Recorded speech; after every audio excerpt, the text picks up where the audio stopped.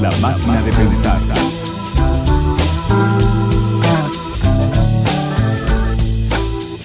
Amigos, ¿cómo están? Bienvenidos a Radio Uruguay, bienvenidos a La Máquina de Pensar. ¿Cómo andan? Llegamos al jueves, el último día aquí en la semana de La Máquina de Pensar. Y bueno, hoy vamos a conversar con un escritor español y también vamos a escuchar a un escritor uruguayo que vive en Estados Unidos. Les cuento, ya mismo vamos a presentar a Eduardo Lago. Él es un escritor y traductor y crítico español. Es autor de una novela editada por Malpaso en el 2013. Creo que es la novela que inauguró esa editorial, que se llama Siempre supe que volvería a verte, Aurora Lee. Bueno, esta novela se basa en las fichas del original de Laura, la última novela de Nabokov. Pero eso lo vamos a conversar ahora con Eduardo Lago. Una entrevista semanal para llegar al corazón de la máquina a través de una conversación íntima que busca la experiencia personal, los mundos compartidos en la geografía múltiple del arte y la vida. La máquina de pensar muestra los engranajes principales de una visión única, la de nuestro invitado de hoy. Bienvenidos al corazón de las palabras.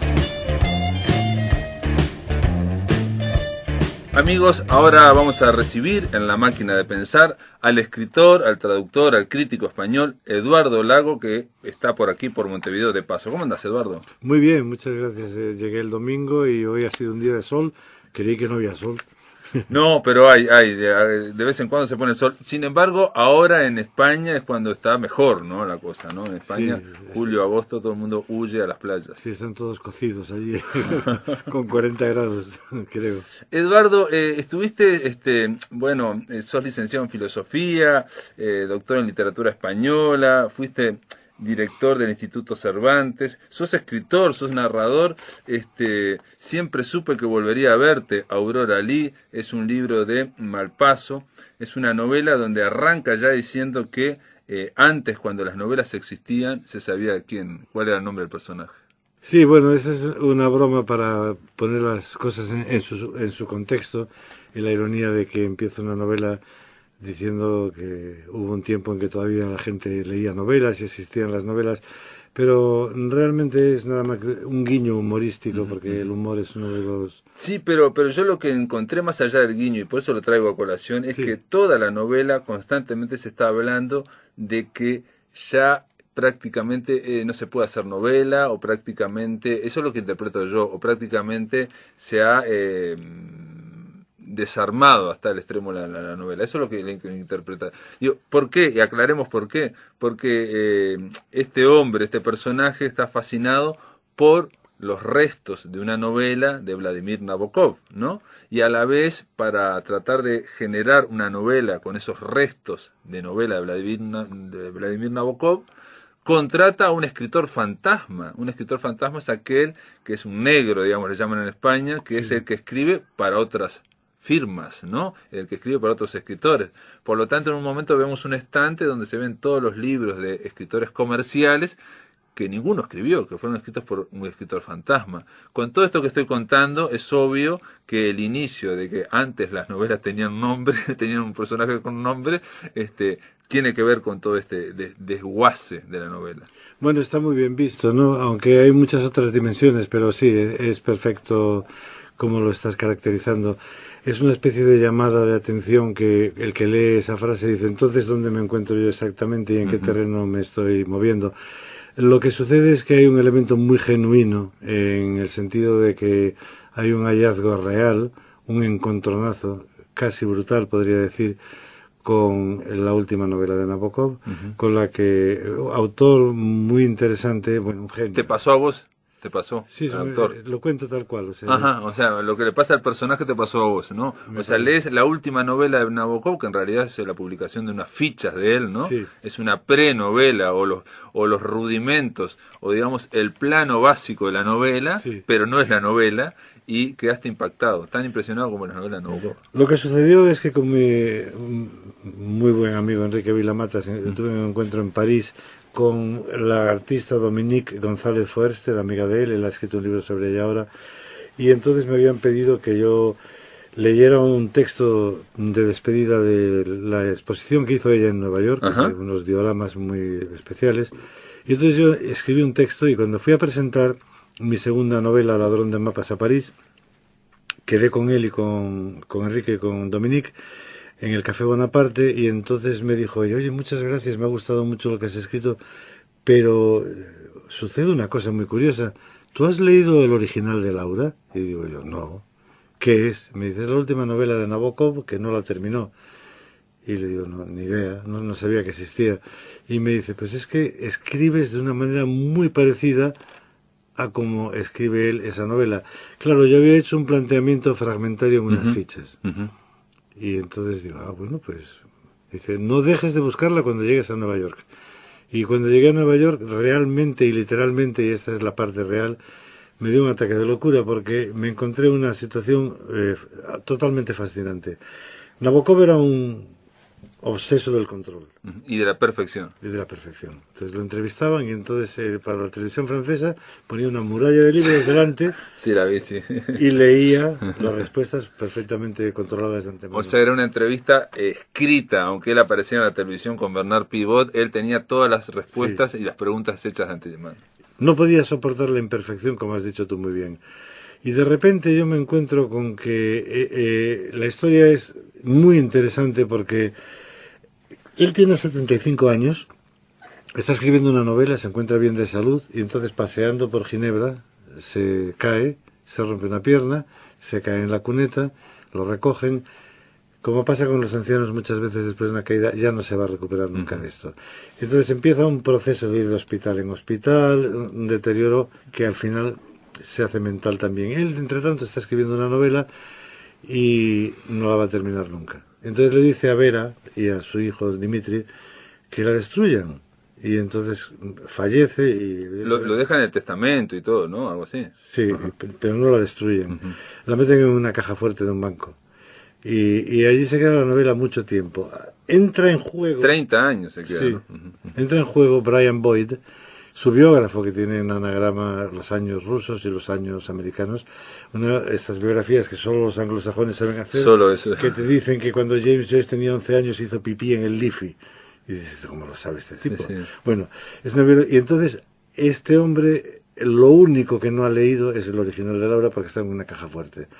Muy amigo de la familia y de Vera le dice, mira, podría... verlo. Y le dice ella, no, pero puedes venir a casa y yo te lo leo. Y te tienes que sentar un poco lejos y no puedes tomar notas.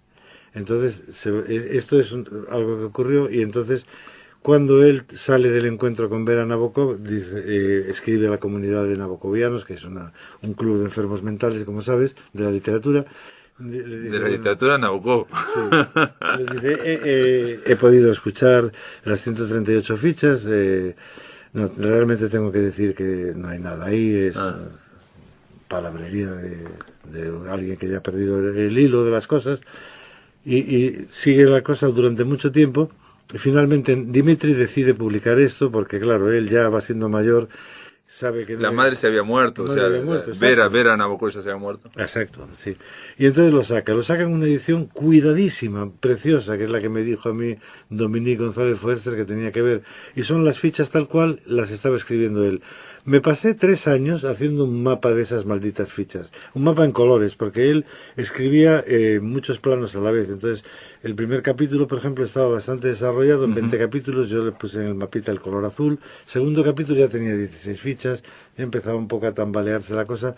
Y así va la cosa variando. Aunque perdón. ¿Y el libro es un facsímile? O sea, ¿aparecen las fichas tal cual son? Tal no. cual. Las fichas. O sea, con el manuscrito, digamos. El manuscrito, y si utiliza lápiz rojo, se ve el trazo rojo, y si borra en marrón... Pero, ¿y se puede leer bien? Digo, pregunto.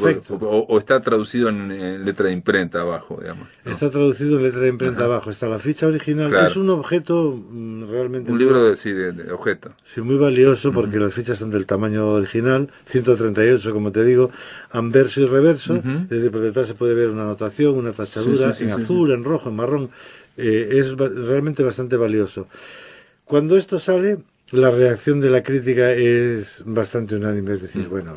Pero sirve para nada. Dice, ¿para qué se aprovechan del nombre de alguien que nos ha dejado obras maestras y ahora por las migajas. Ajá. Parece que fue una cuestión económica del hijo 30 años después, parecería. Sí, sin embargo, el prólogo es muy honesto.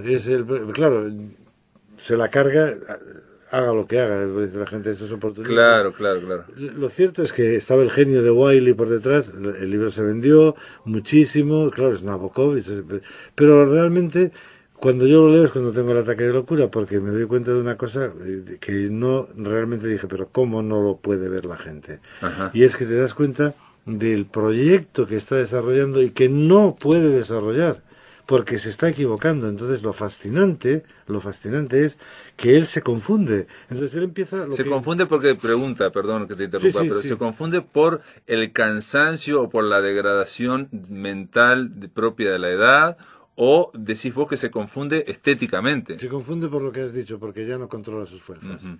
Se confunde porque no ha terminado. O sea, estamos hablando frente a una mente poderosísima, acostumbrada a controlar todos los planos, que se embarca en un proyecto que no lo puede llevar a cabo. No se puede decir mejor de como lo has dicho.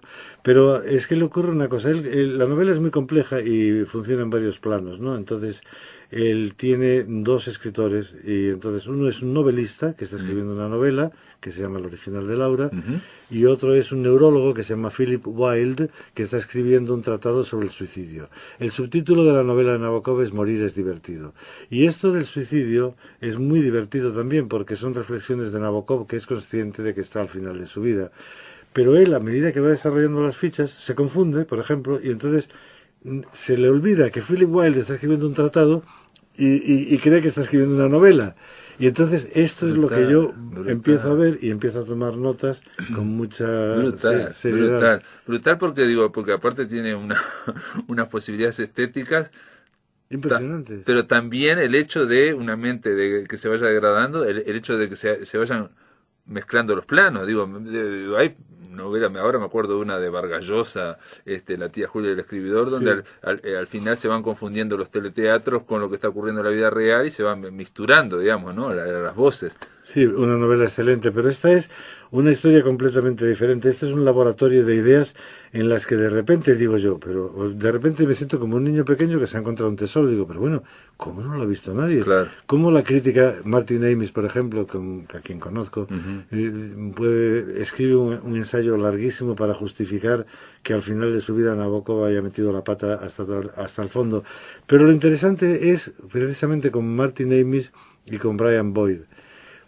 Yo le cuento a Martin Amis, a quien conozco, y él es un nabokoviano furibundo, lo que estoy haciendo en un festival de literatura. Y bueno, lo conozco de otras veces, ¿no? Y lo he entrevistado.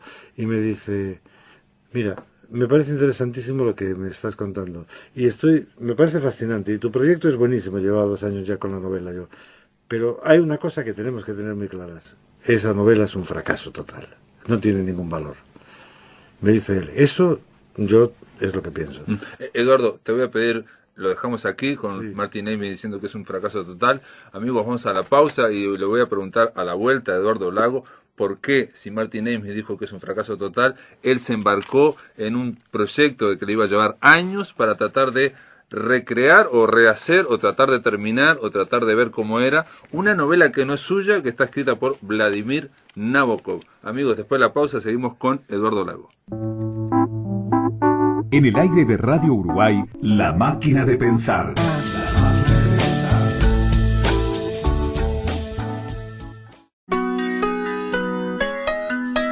Para comunicarte con La Máquina, envía un SMS al 099 780066 o un correo electrónico a lamaquinadepensar@adinet.com.uy.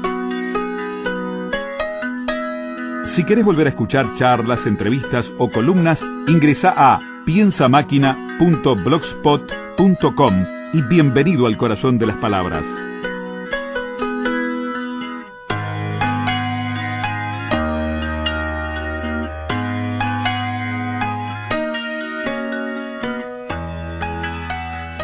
Gente, estamos aquí en La Máquina de Pensar, estamos conversando con el escritor español Eduardo Lago. Eduardo, te dejé planteada la pregunta en el bloque anterior.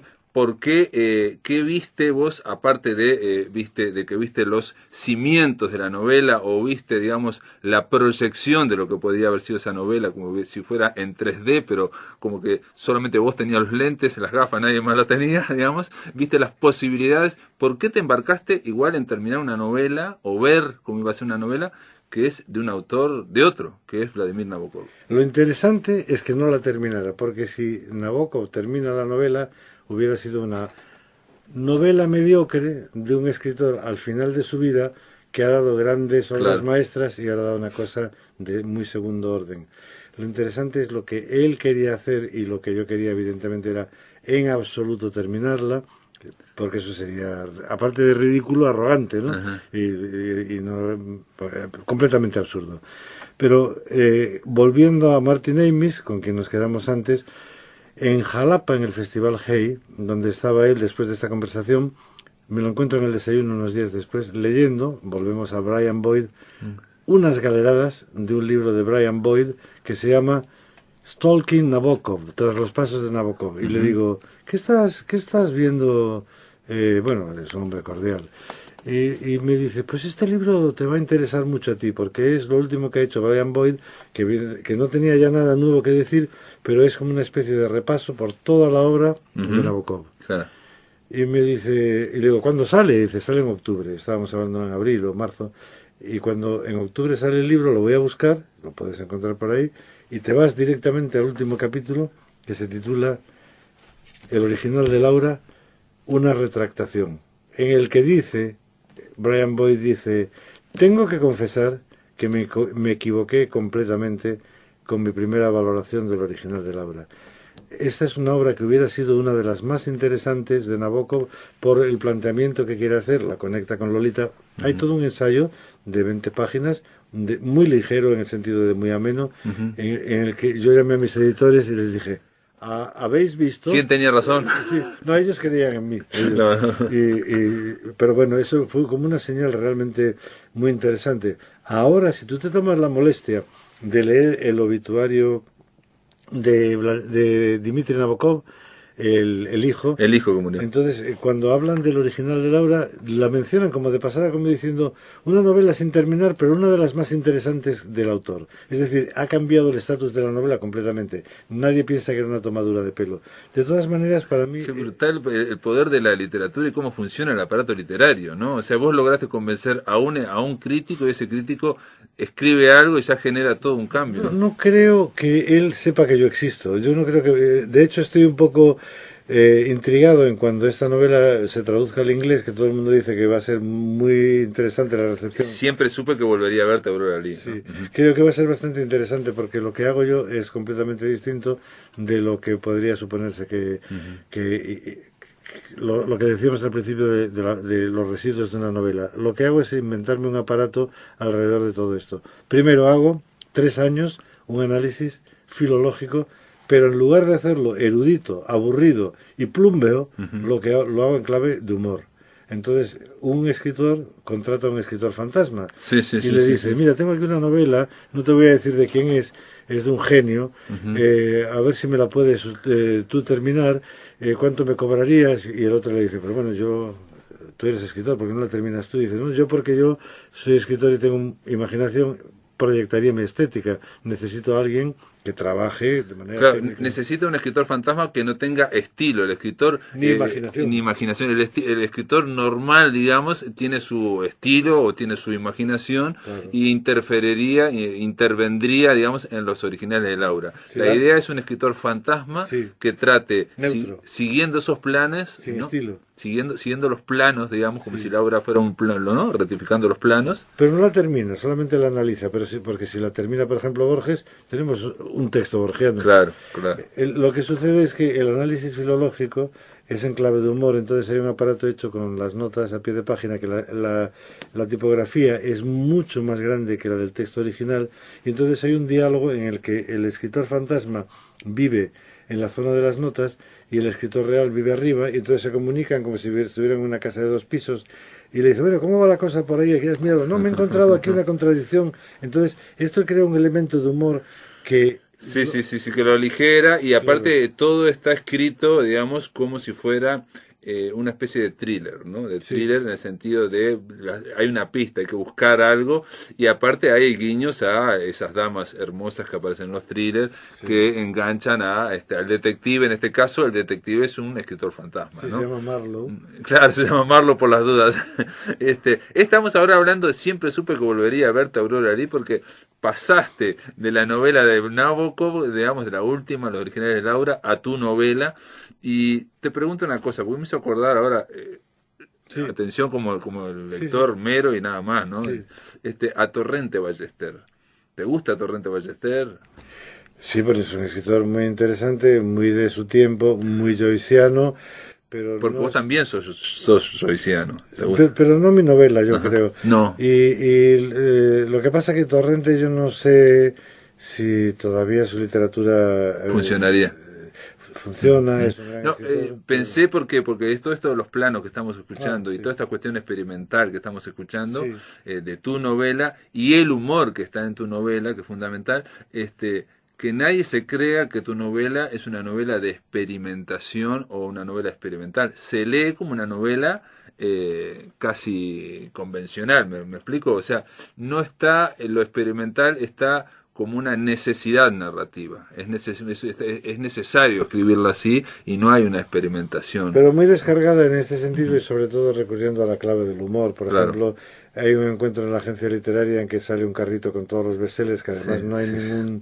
ninguna duda de porque los títulos están levemente cambiados Sí, sí, y sí, sí, sí. entonces hay un ataque feroz y entonces se discuten y dicen, bueno, no es necesario que me restriegues esto por la cara, porque pues, todo esto surge de esa manera, pero Porque es una reflexión, insisto, más allá de Nabokov y más allá de esta novela de experimentación, hay una reflexión sobre la novela, sobre el estado actual de la sí, literatura. sobre todo lo que va a pasar en el futuro, que en mi opinión es que la novela es un género muy joven, es un género adolescente, Sí, es el más reciente de todos.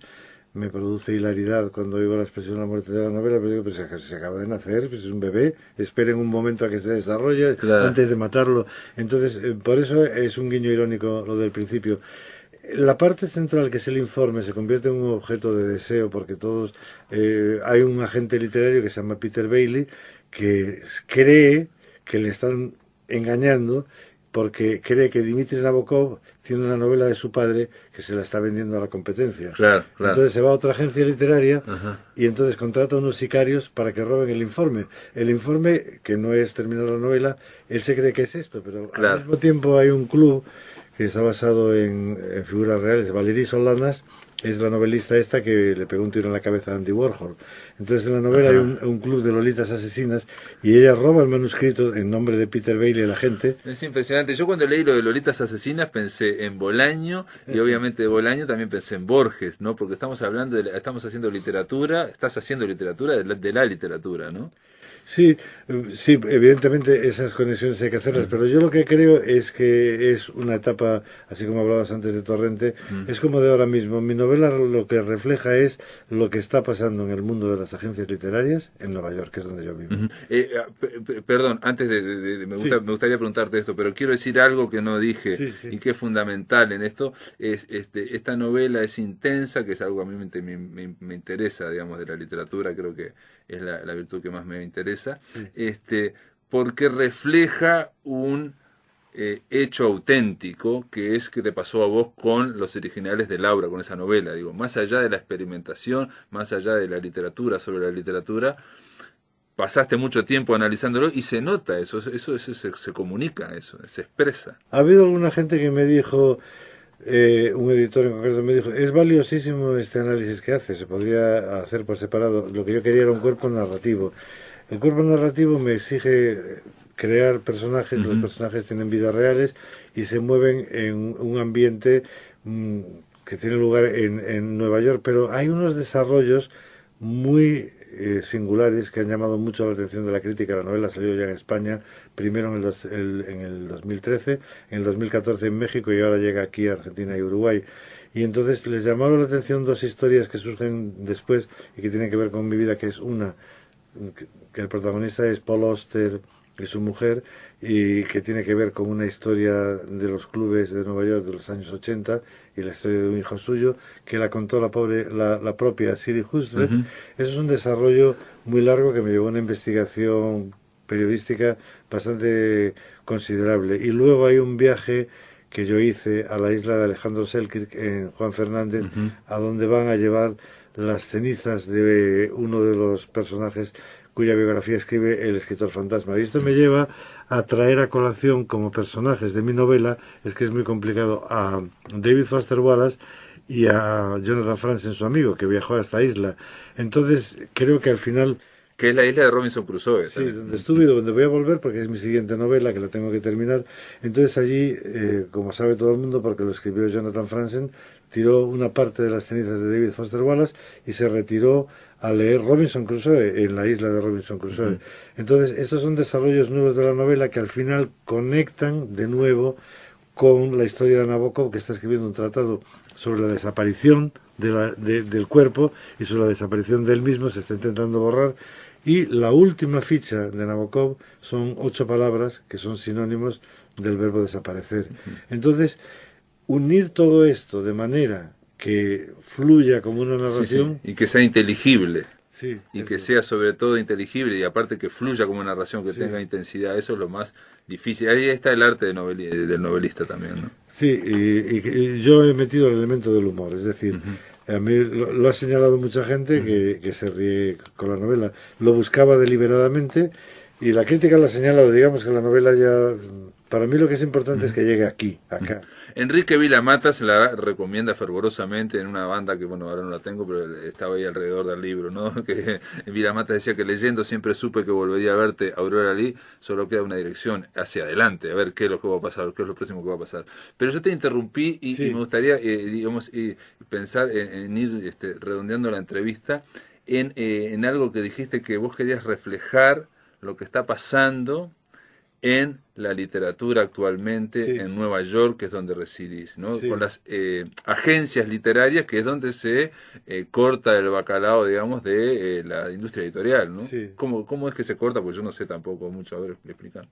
Bueno, hay unos intereses fabulosos que se mueven ahí, hay muchísimo talento, hay escritores de todo tipo, y entonces yo tenía que llevar mi propia experiencia a la novela. Y cuando hablé con mi editora francesa, me dijo, bueno, ¿y cómo es Aurora Lee? Y le dije, bueno, no hay nada de España, no hay ningún español.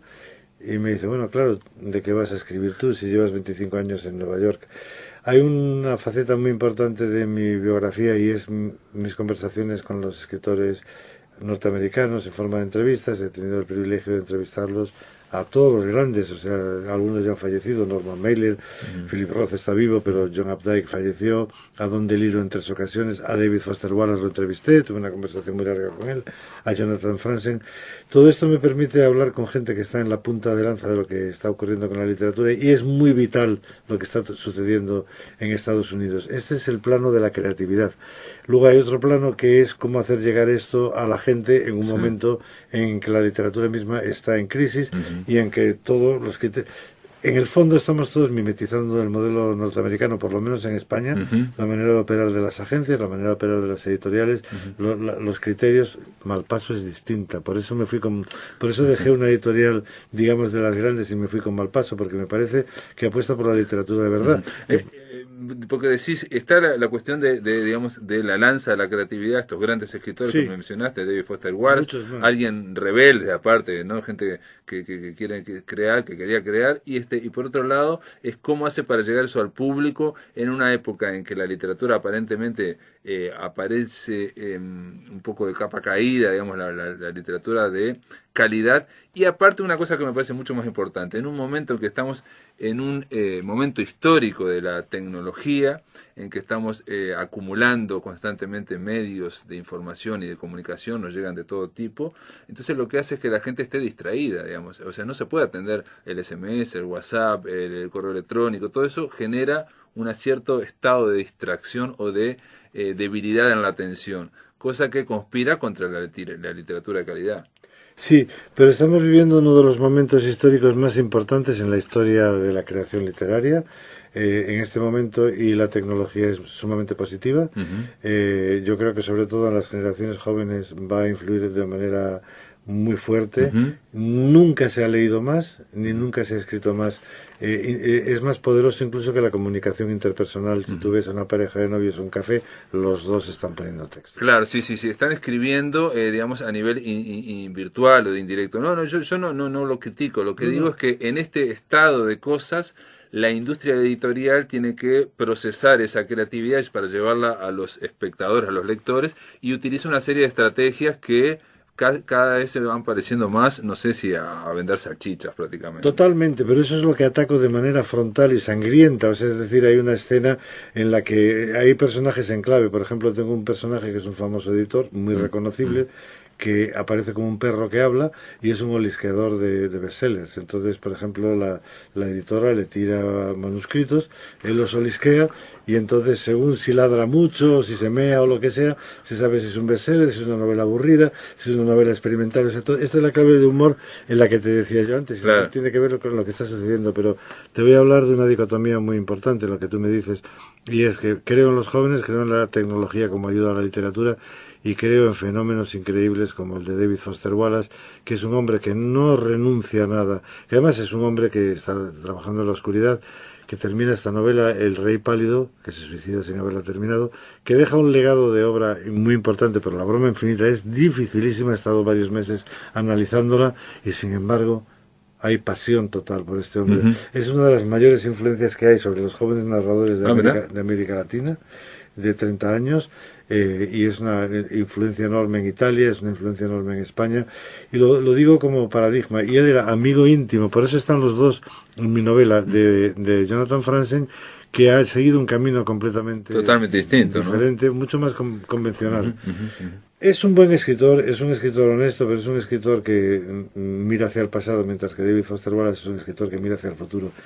Y no sé si se arriesga tanto, me parece, Jonathan Franzen, ¿no? Me parece porque, digo, lo que quiere ser, da la impresión, digo, acá, un escritor nacional, digamos, para los Estados Unidos, ¿no? Sí, no se arriesga nada, o sea, tiene mucho talento, pero no es lo mismo para nada. Y además eran muy buenos amigos y empezaron igual, se fueron separando. Es muy interesante la historia de su amistad, y lo que cuento yo es justamente cuando se suicida Foster Wallace, digamos que lo deja solo jugando al tenis, entonces sin contrincante. Porque David Foster Wallace, hay que decir que era alguien muy rebelde y muy violento, y sobre todo la llevaba no solamente en su que no sé cómo sería el trato con las editoriales, eso siempre me sorprendió, porque digo, más allá de la rebeldía, el escritor lo que quiere es comunicar y quiere que se viabilice su obra. Por eso es que esas formas de comercialización tipo salchichas, mucha gente va entrando por el aro porque, digamos, hay una necesidad de comunicación. Pero en el caso de Foster Wallace, lo que me impresiona más es que en su literatura también es peleona, siempre está peleando, ¿no? Sí, te voy a decir... Está peleando con el que lo está leyendo, digamos, ¿no? Exacto, pero es que es muy importante las reflexiones que tiene él, no las ha hecho nadie, sobre lo que significa la industria del entretenimiento. Hay que leer los ensayos de Wallace para entender bien su literatura práctica, pero te voy a decir 3 casos que son asombrosos. Uno es Foster Wallace, ya lo hemos dicho. Otro caso es Joyce, que no hay nadie más difícil que Joyce, y sin embargo la gente va detrás del libro constantemente. Pero te voy a decir otro fenómeno interesantísimo, extraordinariamente difícil, que es Thomas Pynchon.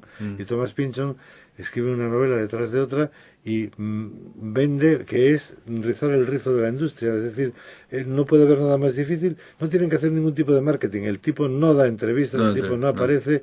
Es lo mismo que hacía Salinger, y sin embargo hay un nivel muy grande de autenticidad en lo que hace Pynchon. Bueno, tanto Pynchon como Salinger lo que hacen es ir en contra, no pasar por el aro, no dar ni una entrevista, no sacarse ninguna foto, y increíblemente eso también genera en este momento, genera una gran repercusión. El silencio, la absoluta falta de presencia, genera también un efecto publicitario, increíblemente, ¿no? Pero la obra es intacta, ellos claro.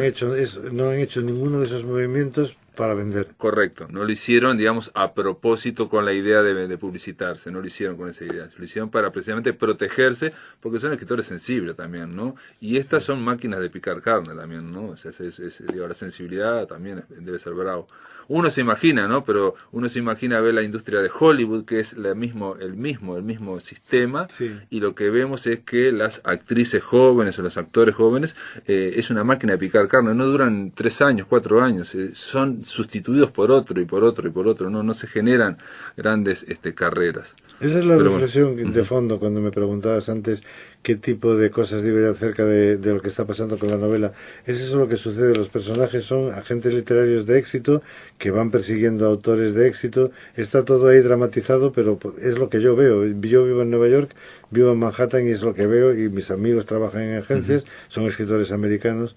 Es eso lo que está hablando. Lo peor que parece que los que mandan al final son los agentes o los que sobreviven, los que se van picando son los escritores que no se aparecen como una cuestión y se estallan porque el sistema necesita otros estallidos, otros fuegos artificiales.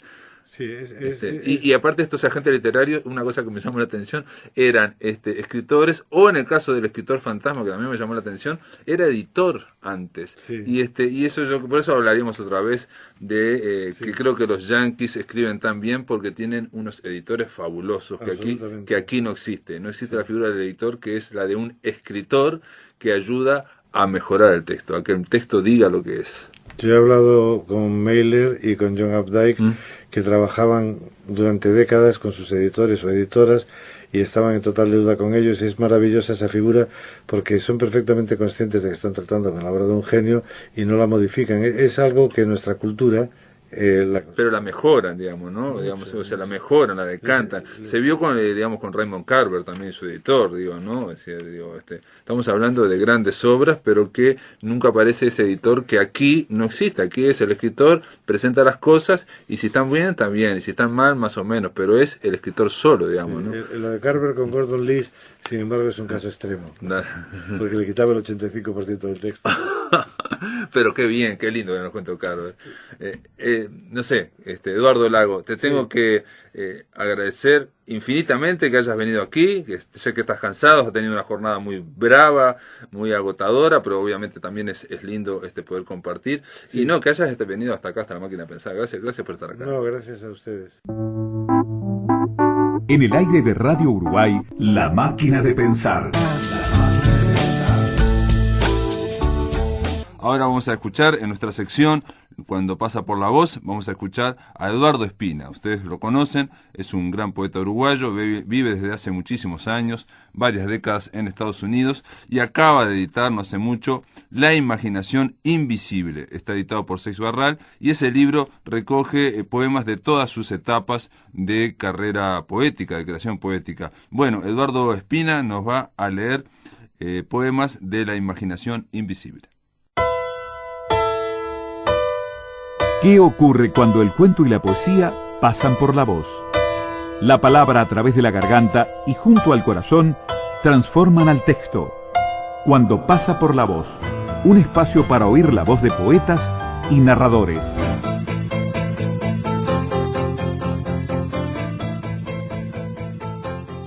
Del libro La Imaginación Invisible, Antología 1982, de la sección Todo lo que ha sido para siempre una sola vez, poemas a la muerte del padre y de la madre, el poema Un pasado en construcción, fue más fácil abrir las ventanas que decirlo. Por algo aprendí a olvidar la visibilidad donde estaba. Siempre hay algún ruido cuando las respuestas fallan. En el mundo esa vez nada pudo quedar para después. La firma figuraba debajo del parte médico, manera de dar credibilidad en veremos a la última vida de alguien. Hay una fuerza que así funciona sin oponerse al deseo. No eran los tiempos recíprocos cuando el pasado cedía su voz y a la salida del Teatro Estela había un taxi libre. 8:30 de la mañana, diciembre 3. A esa hora yo dormía por diferencia horaria, eran 4 horas menos en la planicie tejana. El alma, al maldecir lo que vino, no prestó atención a las noticias traídas de arrastro. Dormía como si fuera lo más seguro para mantener la respiración, sin que se detenga ni el reloj por el cual supimos cuándo. La cronología fue interrumpida por el teléfono al sonar, hizo el mismo sonido, mientras el mío debería haber sido un número equivocado, wrong number, ya tan repetido apenas el habla escuchada resultaba irreal al otro lado. Hubiera preferido un final menos lógico, esconderme entre las cobijas, decir no soy aquel al que se le ha muerto el origen, que la vida siga siendo lo menos parecido a una historia personal con uno incluido. A lo largo de los días, el tiempo va dejando tardes y mañanas por el camino, se acostumbra a ser en cualquier momento la condición que todavía falta para llegar temprano al primer brío que descubra. De aquella aspiración al permanecer para saberlo, vagamente vienen llegando de atrás hacia adelante las manchas hechas a manos de un cuadro en otra época. A la fe nada le falta, la figuración es la del rostro, desapareciendo en la lluvia iluminada por error, una actriz escapando de su fárfara inefable. En el bulevar de la memoria, varios agregan una fisonomía a la mirada traída de los pelos. No es lo que habíamos pensado a la hora del almuerzo, un rato antes, cuando el médico dijo, de esta se salva. Oímos que lo llamaban por los altoparlantes, era su apellido uno similar a tantos, aunque no fuese él quien viene y dispone como le da la gana, es el señor de los acontecimientos y pequeñas cosas. En el verso de John Berryman está escrito en inglés. Del mismo libro, el poema El final carece de requisitos. Uno se queda con uno y el universo lo entiende. Ocupados hasta perder de vista el pensamiento, las palabras podrían decirlo, pero igual lo hacían. Lo opuesto al eco se pasaba salvado por la vereda de enfrente, como quien vive sin pensarlo dos veces.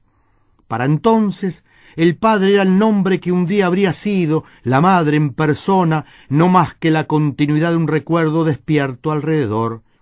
¿Será así como la muerte se encarga de venir sola? Me puse en medio, por si la mirada quisiera saber algo para lo cual. Seguí las instrucciones, fui parte de un sitio para salir muy pronto, quise hacer caso a superficies, al santo botón, al eco de hace mucho en mitad del camino. No supe cómo ser el mismo. Fue un día raro, ayer de repente. Las almas iban y venían por el invierno sabiendo incluso lo usual. Vivir, supuse, no sería menos a partir de ahora. Como años atrás, el oro y la liviandad del brillo llegaban acompañados de un sonido indeciso en sentido contrario, y para ser, ¿qué más quedaba? El tiempo, la duración según sigue, eso quedaba, y la poesía, por si tocara imaginar la invisibilidad. De esta antología, La imaginación invisible, editada por Seix Barral, el poema encontrado entre los apuntes, la tristeza da ganas de no hacer nada, y entonces alguien escribe. Apetece un no sé qué que se halla por ventura. Le pertenece a San Juan de la Cruz, y hay quienes lo han aprendido de memoria. Un promedio de por medio, una causa que no se anima a dejarle el desconocimiento a otros, o la próxima vez que vaya a verlos llevaré una flor, para que no todo sea lo mismo. Por no haber autoría o recuerdo alguno de alguien antes de mí, esto debo de haberlo escrito yo, como también la antepenúltima vocal de la palabra nada. Caía la noche para ser echada de menos. Primer verso del poema Narciso en pose de idilio, perteneciente al libro La Casa Nupcial 1992, en cuya portada aparece mi nombre. Por lo tanto, el ahora ha de ser seguramente un lugar semejante. Las horas siguen como si nada. La mirada hace decir a las palabras hablándoles al oído. Aquí descansan mi padre con mi madre, cada uno como ahora son países separados por algún razón a ciegas. Al llevárselos, el Zarzagán no siguió un orden alfabético, no terminaron sus cenizas en algún mar, hay uno a mano, por si quisieran, sino bajo el mármol, mar hasta la mitad. Sus nombres vienen del viento en noches como esta, en las demás tienen la valentía de quedarse sin que el aire lo sepa. El silencio les alcanza y sobra para no morir un poco más, como suele suceder con las horas elegidas por el infinito, cuando quedan para el final, la imposibilidad consuela a quienes ha dejado fuera para hacerlos visibles. Aquí descansan, ambos de una sola vez. La cuerda que los une no está hecha de seda. Del libro La casa nupcial de 1992, poemas incluidos en la antología La imaginación invisible, edición Seix Barral. Razón de todas las cosas. Los amantes antes y después. De tal manera imaginaria, las cosas sucedían para que todo fuera a deshora en lo desusado. La racha entrometida del dedo en el desabillé, las alabanzas a la blusa azul al soltarla, hasta el desacato desabotonar de las polainas a las bragas en remedio de ilusiones, todo lo demás. Y así la castidad a su holocausto, él y el final, aposento de cuanto es cuando a la vida huía y a los labios venía a darse por vencido, pero igual no. Nadie en el hado más de la cuenta. El cuerpo importa a partir del arte por detrás.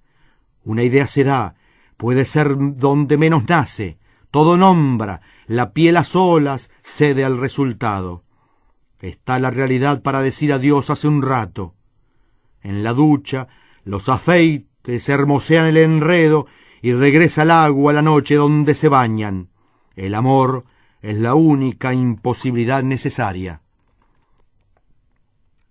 Del libro La casa nupcial 1992, publicado en México y en Argentina, y poemas incluidos en la antología La imaginación invisible 1982-2015, el poema Lapsos lamidurías, amar al prójimo como si fuera el próximo. Cuando de ida a la ida el deseo acicala la casta lombriz con bríos de adivina, dada a sudar su rubor en la bragueta gris de regreso a las intenciones sin ton ni son, cuando los hoyos en pos usual del resuello de llenuras, donde endeja de baba su hada damada en pijamas al apurar mi pija en llamas, la que adornos al darle hornaras con glotonería de dulcísima siamesa, y la misma más lamiendo el tao del leteo que cruzas al son de sorbos tan sonoros y sucias cucharas, por donde sales de la sopa dejando la sal, y que sola la sala de masajes, tú la de prostituta también, la fornicatriz a otro tris de entregarte a la tranquilidad del kimono, salías del cine sin esfuerzo hasta oír esto, oh Fenicia causa de las vocales, quien a lomos del desliz de cielas, con desaliños de infante ante la fe como eres,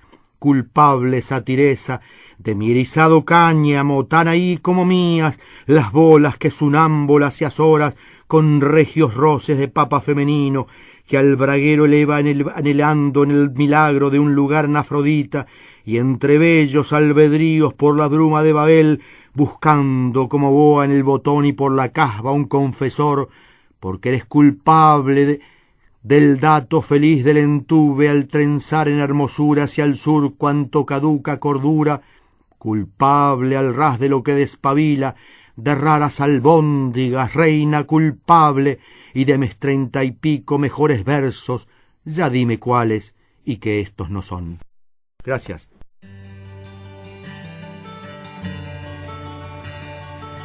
Amigos, se termina La Máquina de Pensar, llegamos al jueves.